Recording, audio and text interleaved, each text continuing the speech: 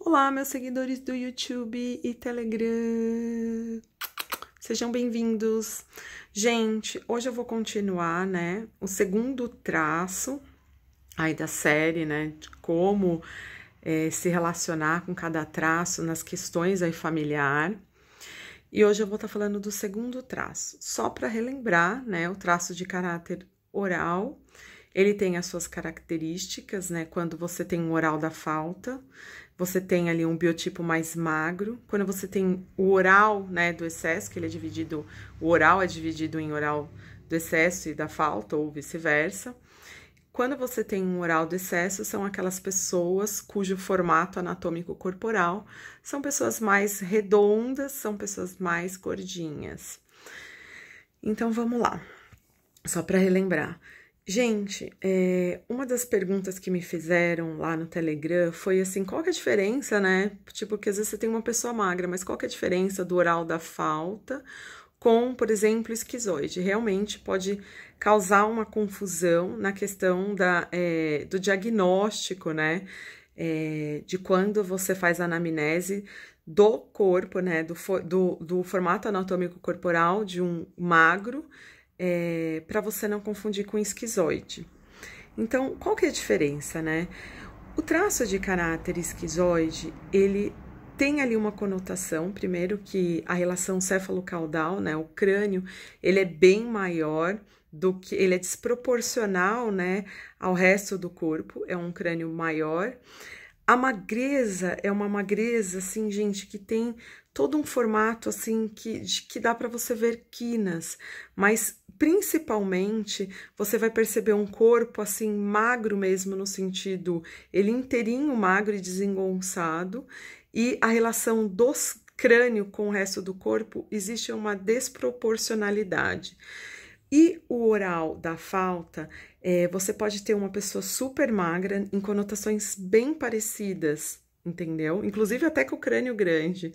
Porém, o que diferencia aí, que vocês podem pegar para poder fazer uma anamnese um pouquinho mais fidedigna, é você observar, por exemplo, a questão do olhar. As pessoas que têm uma maior esquizoidia, normalmente elas têm um olhar muito mais apagado, como se eles não quisessem existir no olhar. São aqueles olhares tipo peixe morto. E o oral da falta são pessoas que têm ali um corpo magro, mas na região external tem como se fosse um buraco, que é onde a gente faz uma metáfora do vazio existencial. Porém, o oral da falta, ele tem uma magreza, mas ele tem todas as características comportamentais voltada para as questões emocionais. O traço de caráter esquizoide, ele tem toda aquela... Primeiro que ele já tem toda aquela conotação do olhar no fato do não existir. E o traço de caráter oral da falta, ele é simplesmente magro, mas ele tem toda uma questão emocional. E o olhar é aquele olhar pequenininho e penetrante.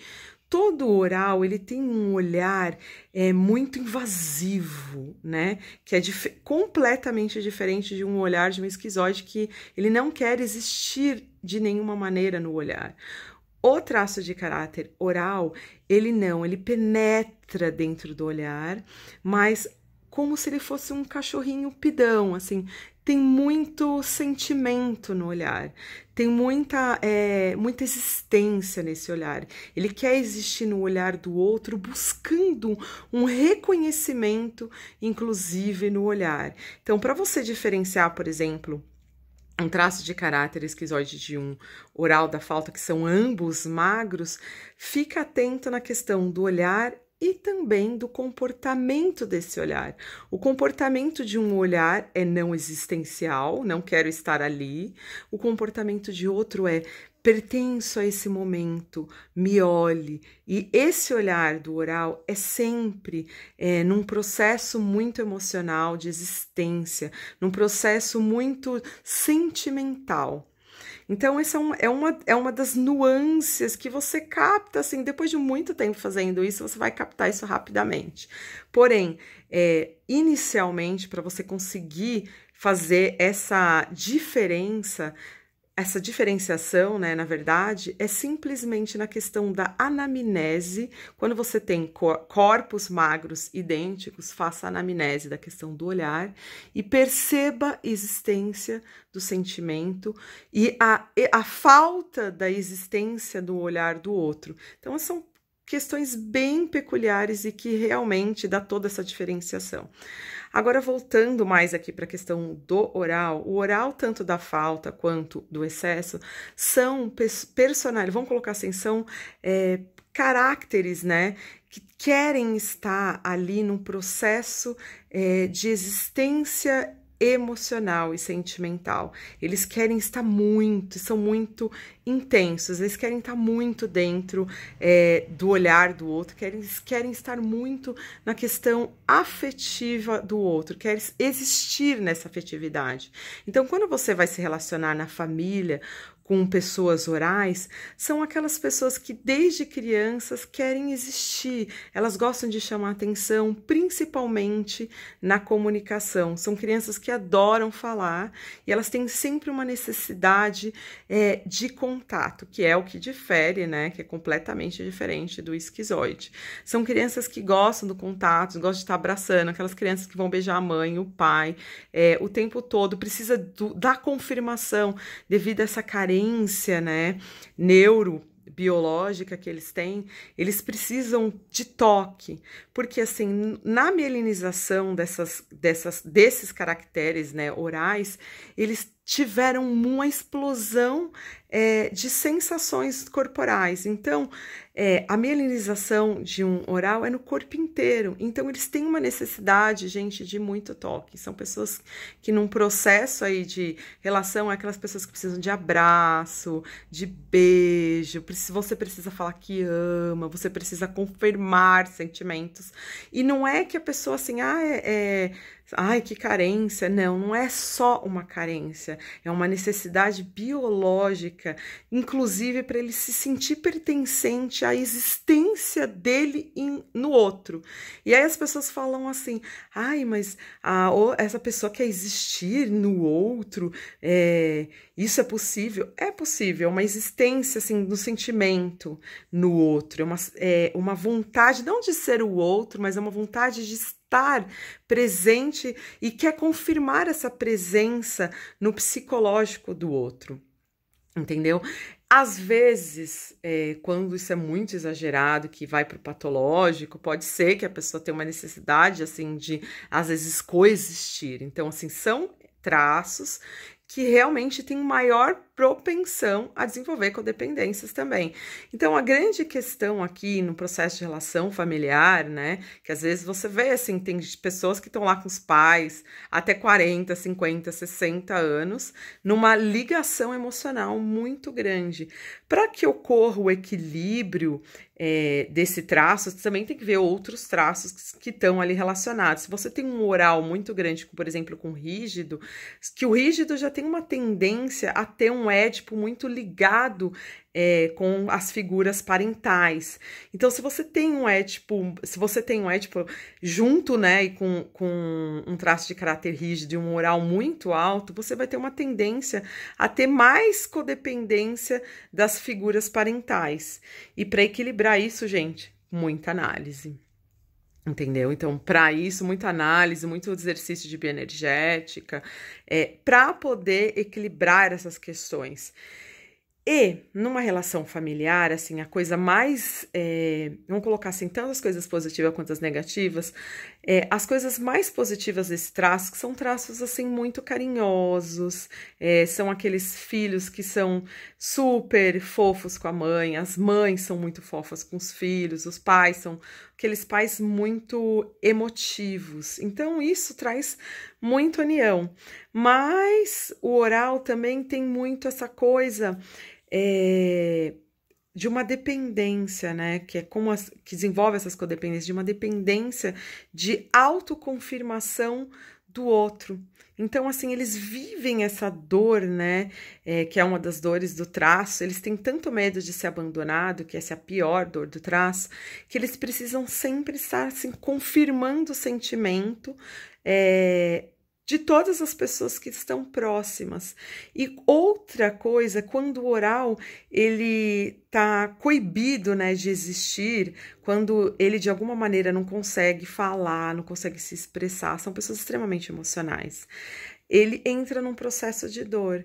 Tanto que o oral do excesso, né? Quando você percebe assim uma pessoa que já tá muito mais gordinha do que deveria, a grande questão, assim, quando você vai conversar com essa pessoa, você vê que ela tá usando os recursos, né, negativos do traço. Às vezes, libidinizou, por exemplo, a comida, porque assim, não tem alguém para conversar.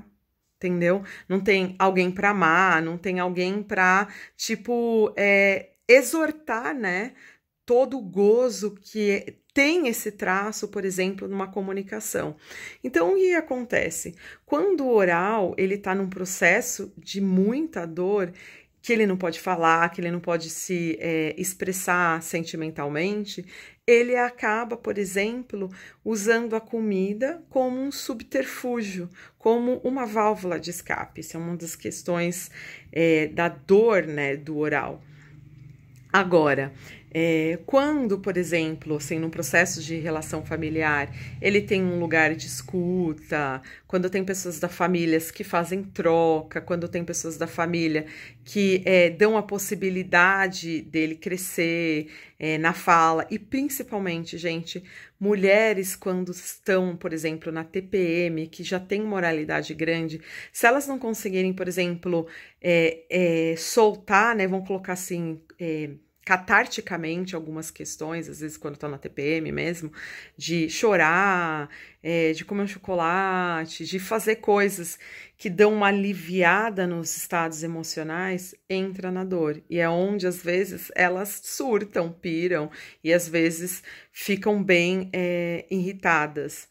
E no caso, por exemplo, do homem, quando ele não tem um lugar assim onde ele possa desabafar, pessoas que ele possa confiar, o que eles fazem? A tendência é a adição, seja de qualquer coisa, de drogas, de comida, é fazer adições. Tanto que os traços de caráter oral, né? O oral, tanto do excesso quanto da falta, ele sofre essa questão da adição, né? Porque eles precisam calar a dor existencial desse traço.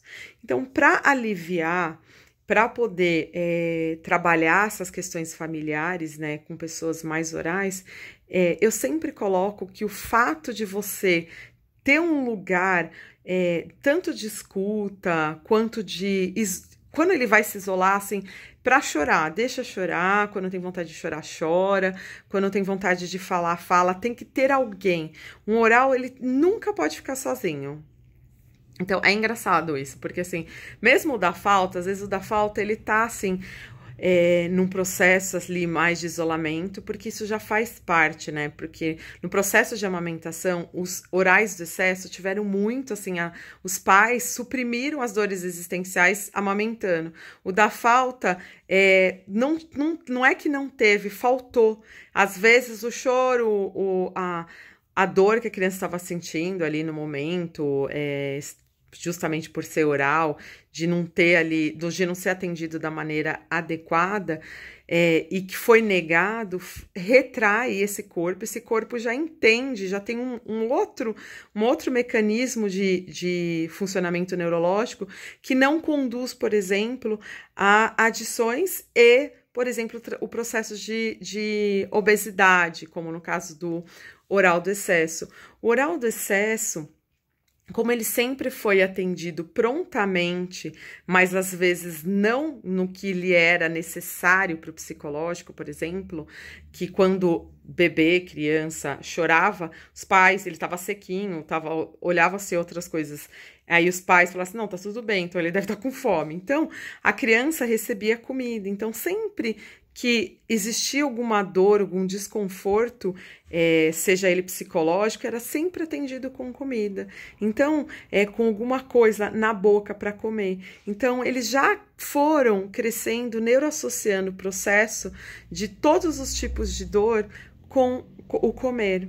Porque o comer, ele realmente produz em segundos muitas endorfinas, né? Muita dopamina, e isso dá uma aliviada, mas não sana a necessidade psicológica original que realmente fez com que, por exemplo, a criança chorasse. Entendeu? Que na verdade, às vezes ela só precisava de uma massagem e de muito carinho. Porque o traço de caráter oral, desde a sua tenridade, ele tem uma necessidade de sensações na pele, tem uma necessidade de sentir essas sensações na pele que vão lhe promover as ocitocinas necessárias para também ter ali toda a sua neuroassistência, né, vamos colocar assim, pro psicológico.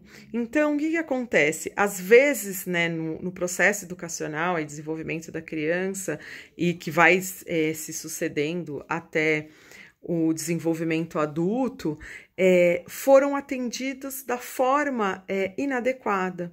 E aí, o que acontece? Quando você dá para a criança... vamos colocar assim, um paliativo, né? Que é um paliativo, né? Eu posso usar como paliativo. Que eu dou para a criança um paliativo, ele vai se acostumando com o paliativo, porém, ele vai sempre tendo uma sensação, por isso que os dois tipos de orais sempre têm uma sensação de um vazio existencial. Por quê? E aquele vazio, eles vão sempre preenchendo, por exemplo, um com o comer e o outro com a ausência. Com a sensação de não estar ali, de não estar presente, de não se permitir, por exemplo, um carinho, de não se permitir, por exemplo, um relacionamento mais amoroso, porque ele faltou isso, e é isso que se entende no psicológico, que tem que se permanecer naquela formatação, porque aquilo foi sendo desenvolvido nesta maneira. E aí o que acontece? O oral, ele vai, tanto um quanto o outro, vai se desenvolvendo neste formato, né, comportamental de existir. E aí, quando ele tá, por exemplo, num processo de dor, ele vai acabar sucumbindo na dor do traço, por exemplo, um vai ir para o comer, para não pensar, né? E o outro vai se ausentando num processo de existir, assim, como se fosse um esquizoide, mas mesmo tendo uma necessidade de existir. Olha só que coisa doida. E aí, ó, ao invés de, por exemplo, comer gostoso que nenhum, vai lá para suprimir a dor, né, que tá passando, o outro não vai comer e vai sentir, vai botar defeitos em quase tudo para poder sentir ali numa existência meio que negativa, né? E aí você vai observar a dor, né, desse traço em ação. O que fazer nessas relações familiares, por exemplo, quando você nota que no desenvolvimento infantil, né, depois a criança já está um pouquinho maior, passou da fase de amamentação, que uma vai e come demais ali, a outra tá sempre, não, isso aqui tem pelo, isso daqui tem gosto ruim. Tentando trazer tanto para uma que deslibidinizou a comida, quanto a outra que libidinizou a comida demais. Trazer um equilíbrio, né? E como se dá esse equilíbrio, sendo que esse bebezinho foi neuroacostumado a ter aquela necessidade atendida, um com comer e o outro com ausência. Justamente botando o equilíbrio de uma coisa com a outra, através do quê? Através do contato corporal. Nos dois casos, a questão está realmente no desenvolvimento aí de desbloquear mesmo, bioenergeticamente, as questões tanto de endorfina, ocitocina, através do toque corporal. Então, tanto um quanto o outro, para poder suprir suprir questões aí de carências, né? Olha só, a carência biológica aí. Então, como lidar com a carência de um traço de caráter oral e conseguir equilibrar isso na questão aí de relação familiar é justamente promover para ambos os traços o toque, seja com massagem, com muito abraço, com um olhar penetrante de carinho. Tanto um quanto o outro tem uma necessidade de existir no olhar, de existir no toque. Então, todas essas coisas, tanto o toque, quanto o olhar, quanto a fala, permitir, às vezes, que a pessoa desabafe, fale, que às vezes ela...